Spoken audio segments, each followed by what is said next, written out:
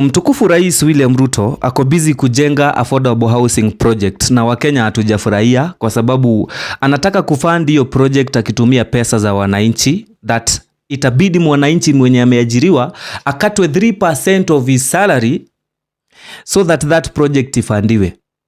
The president akiulizwa anasema kwamba yeye anajaribu kuprovide job opportunities to those who will be constructing in those houses as well as provide decent housing for Kenyans.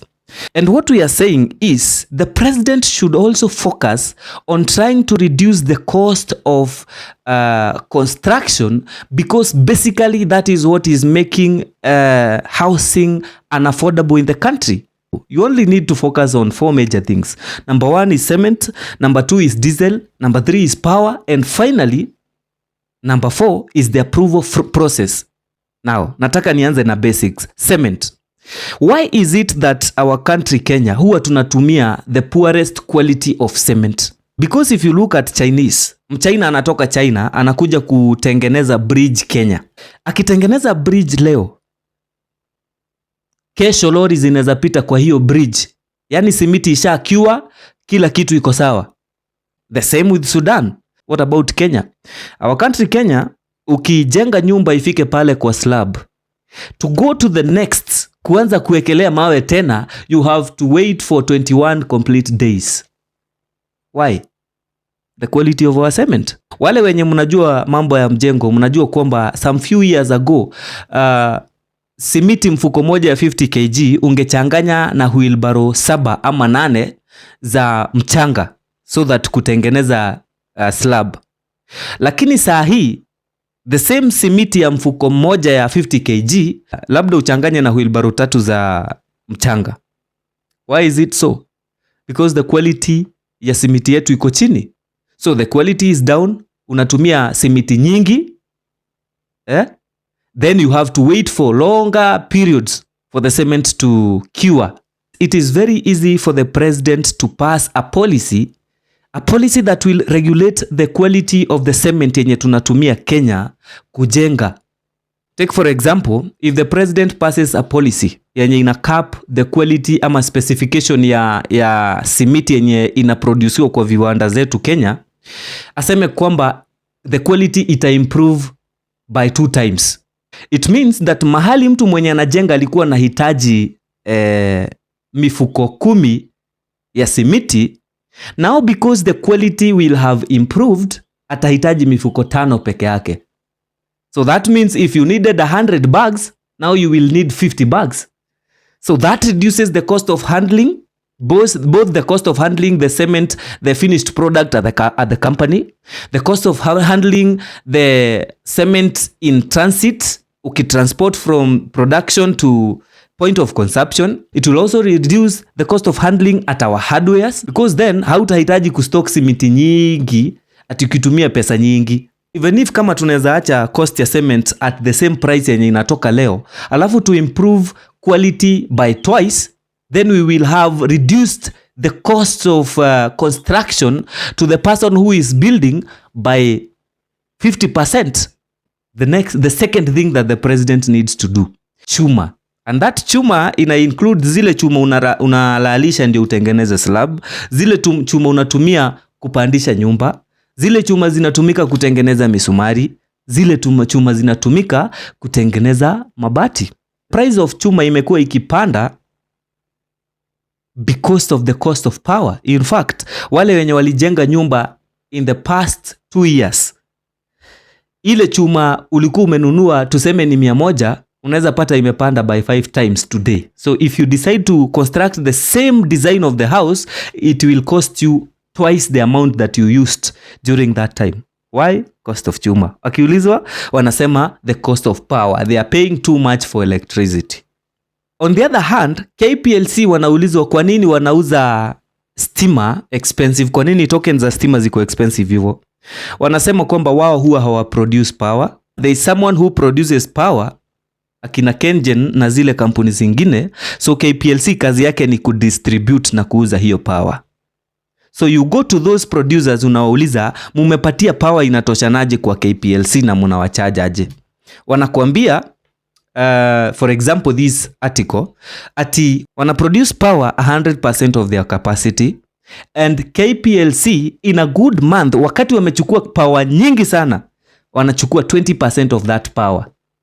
However, hata wakichukua 20% ama less than 20% of that power generated, wanalipia the 100% produced. Because KPLC is a public company, inaraniwa na pesa za umma, so we as the public, we end up paying 80% of unused power. Hii 80% ya hii power yenye haitumiki na KPLC. Why don't the government take this 80%, the excess produced power by those producers?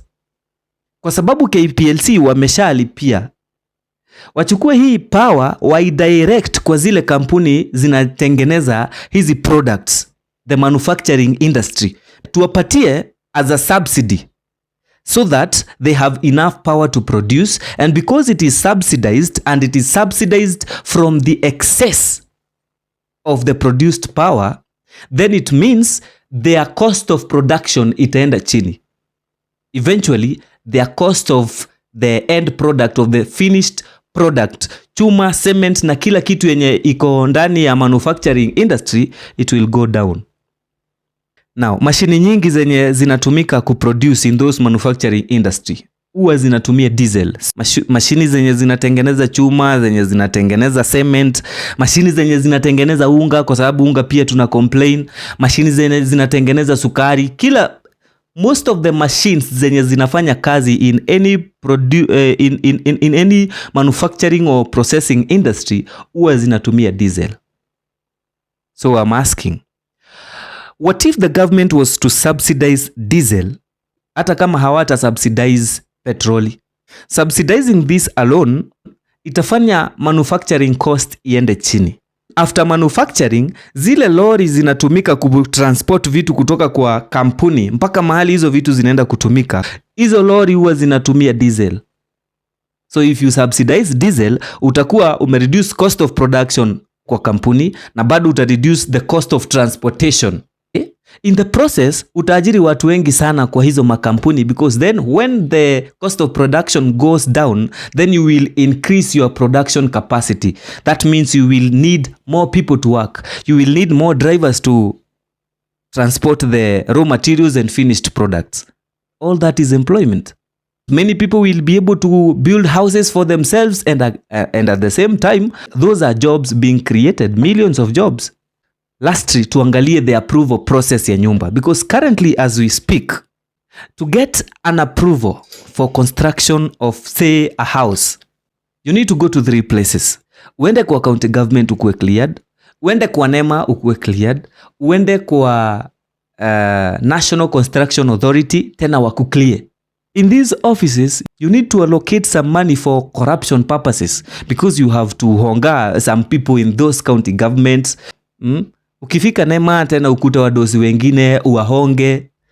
Ukifika National Construction Authority ndio nyumba yako isiwekwe X tena uhonge mtu. And what I'm saying is, if I was the president, I would reduce all these 3 offices and all these 3 processes to 1 office. And maybe tuseme kwa Huduma Center unakuta meza za hawa watu wote, and you finish all the processes there. Hapo hata kama utahonga labda mtu mmoja, at least reduce wale watu ulikuwa unahonga kwa hizo ofisi 3. So 3 things: improve the quality of cement, subsidize diesel, and then finally subsidize the excess power yenye Kenya Power haitumii lakini imelipa, ipeleke kwa manufacturing industry watumie hiyo power kuproduce. Because ukiangalia vizuri, the cost of housing imeenda juu sana. Housing in Kenya is no longer profitable. Mtu anajenga nyumba, it takes you 30-40 years kujirudishia zile pesa ulijenga, even before ianze kukupatia profit. But let's explain that in our next video. Remember to subscribe. Thank you for watching.